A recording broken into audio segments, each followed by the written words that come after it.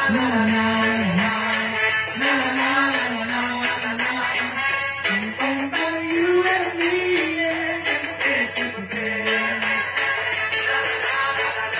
warahmatullahi wabarakatuh. Selamat pagi teman-teman dimanapun saat ini Anda sedang berada. Berjumpa lagi kita berjumpa dengan saya Arif RH dalam rekaman video iseng seperti biasanya ya.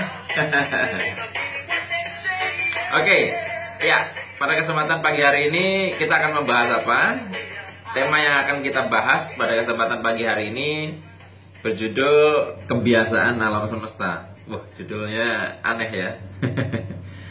Tentunya tidak heran bagi Anda apabila mendengar kata kebiasaan ya. Dan seringkali kebiasaan dikaitkan dengan diri kita. Tapi kali ini judul kita adalah kebiasaan alam semesta.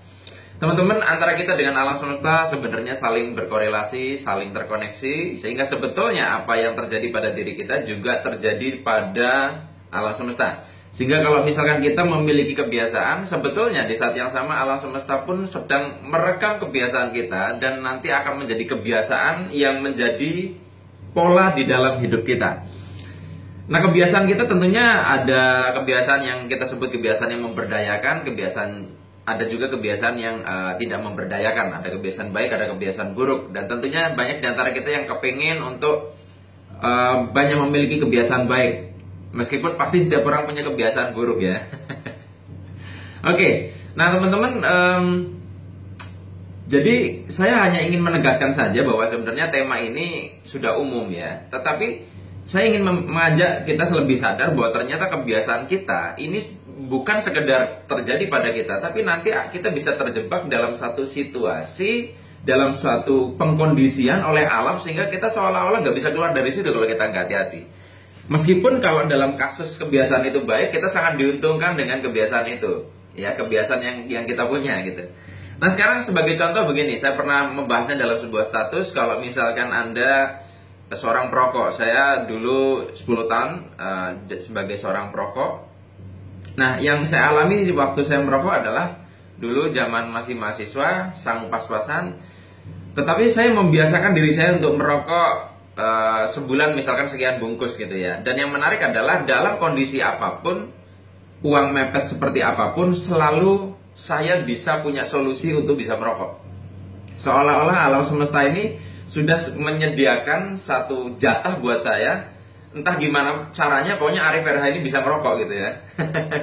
Entah mungkin saya dikasih uang lebih oleh saudara, atau mungkin dapat surprise dari teman, atau mungkin dikasih teman merokok. Pokoknya jatah saya tidak berkurang. Itu karena saya membiasakan untuk merokok. Jadi pada awal-awal merokok mungkin alam semesta belum mengenalin kebutuhan merokok ini sebagai bagian dari pola hidup saya. Tapi ketika dilakukan terus-menerus berulang-ulang, alam semesta ini mulai mendata, oh, Arif RH ini butuh jatah rokok segini, butuh biaya segini. Lalu itu menjadi sebuah sebuah anggaran di alam semesta gitu untuk kebutuhan itu. Nah, ini juga sebetulnya yang membuat tidak selalu hal-hal yang seperti ini dinalar. Misalnya saya berapa kali baca, kalau seandainya rokok dikumpulkan, artinya tidak, seseorang yang merokok itu menyisihkan uangnya sebanyak dia beli rokok.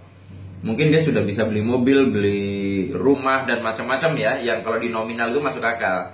Tetapi yang terjadi adalah teman-teman, kebutuhan seseorang terhadap rokok belum tentu bisa dibangun dengan kebutuhan seseorang ketika menginginkan rumah, mobil, dan yang lain-lain. Sehingga apa? Daya tarik finansialnya akan berbeda.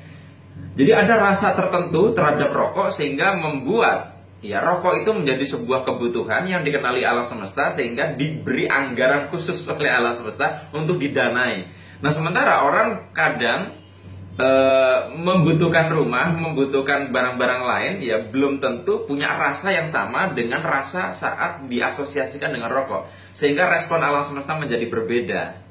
Atau bisa jadi muncul sebuah pembatalan yang tidak disadari. Kalau rokok kan cuman harganya segitulah, masuk akal ya, meskipun diakumulasi jadi banyak. Tapi ketika kita mendengar rumah sekian ratus juta, mobil sekian ratus juta, kita sudah deny, kita sudah kayaknya nggak mungkin gitu loh. Atau kita jadi tidak sabar untuk mengumpulkan uangnya. Tidak seperti waktu kita mencicil untuk membeli rokok misalnya ya.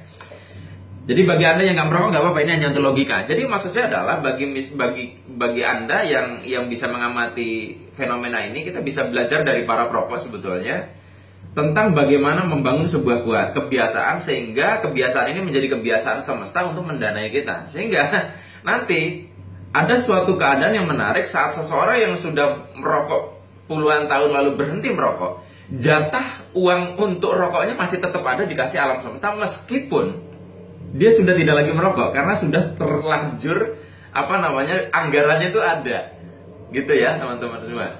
Nah sama halnya, jadi teman-teman semua kalau misalkan kita menjalani sebuah bisnis ya, sebuah pekerjaan, di situ ada target, maka PR kita awalnya adalah bagaimana mengenalkan kebiasaan kita ini kepada sistem alam semesta. Misalkan contohnya orang mengatakan 3 bulan pertama adalah area waktu yang digunakan untuk menanamkan kebiasaan kepada diri kita. Anggap angka yang sama itu juga berlaku untuk alam semesta. Sehingga kalau kita membiasakan diri untuk mencapai omset tertentu, misalkan setiap bulan 100 juta, dibiasakan beberapa bulan sebelumnya, terus lama-lama itu nanti akan terbangun sistem itu. Seolah-olah kehidupan akan selalu mengkondisikan kita memenuhi target itu. Nah yang repot adalah kalau misalkan ada orang yang nggak konsisten, malas-malasan ya, dia bulan ini omsetnya tinggi, bulan depan malas-malasan, akhirnya naik turun, alam semesta akhirnya merekamnya naik turun juga. Yang repot kalau turun terus. Nah jadi kita perlu hati-hati bahwa apapun yang kita lakukan sebetulnya direkam oleh kehidupan ini. Nah sekarang ada sebuah pertanyaan misalkan, terus bagaimana ya cara membangun sebuah kebiasaan? Membangun sebuah kebiasaan sebenarnya rumusnya sederhana tapi tidak mudah untuk menjalaninya. Rumusnya seperti orang dorong mobil. Ya, di awal berat, kalau misalkan sudah bergerak, dia akan hidup dan nyala sendiri, jalan sendiri. Atau seperti kalau Anda menyalakan genset gitu ya, pertamanya Anda harus berat, deng gitu ya, baru kemudian kalau sudah pada satu momentum tertentu, dia akan nyala mesinnya dan jalan sendiri. Seperti itu memang kebiasaan. Nah, itu kalau kebiasaan yang baik ya. Nah sekarang bagaimana untuk menghentikan kebiasaan buruk?